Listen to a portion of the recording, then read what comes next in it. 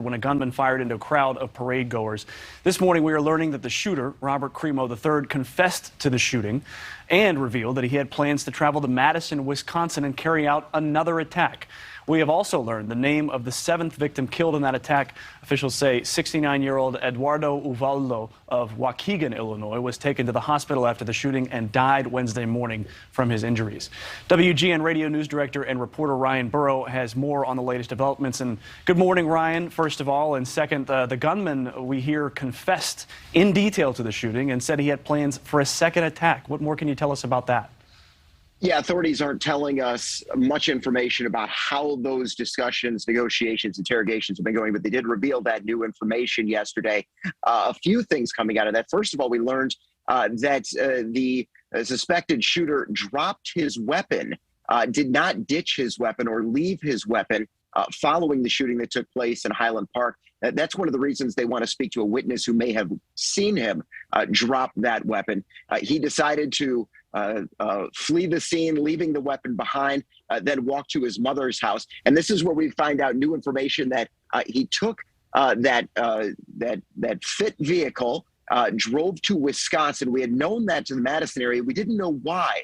But now we're learning from authorities that Crimo told them that while he was up in Madison, he witnessed another 4th of July celebration going on and considered using a weapon he had in his vehicle with 60 rounds at that event, potentially setting up a second attack, but realized he hadn't done proper preparation and decided to turn around.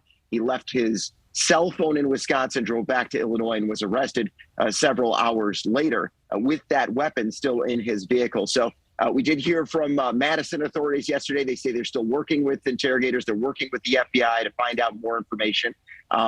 But definitely an interesting development as far as understanding what happened in those hours following the shooting in Highland Park. Yeah, Ryan, let me make sure I get this timeline correct. We know there was about 9 hours between when the shooting took place and when he was taken into custody. So you're telling me that police have learned that he, in that time, drove to Wisconsin, drove all the way to Madison, drove back to the Chicago area, and then was arrested? Correct. Yeah, and we had heard that previously. The question was, what had he done in that span? Now, it's still kind of undetermined whether he drove up to Madison specifically to carry out some kind of attack, or whether he was just driving in that area and thought to himself, well, maybe this would be an opportunity, seeing another celebration going on. So we don't have a motive yet in this case. That's something that police still have not determined.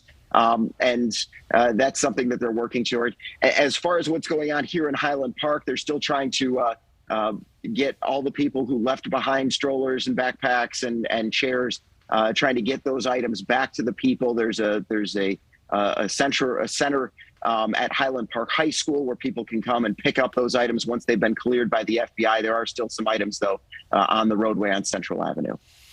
Just a terrible scene out there, but it could have been so much worse with this potentially, well, it seems unplanned trip to Madison, or at least the unplanned shooting of a 4th of July celebration there. We've got Ryan Burrow from WGN Radio. He is in Highland Park for us this morning. Ryan, thank you for coming on the show.